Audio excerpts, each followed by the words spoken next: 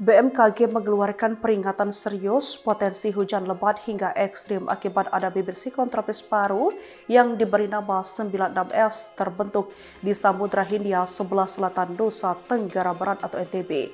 Sejumlah wilayah Indonesia diminta siaga cuaca berbahaya.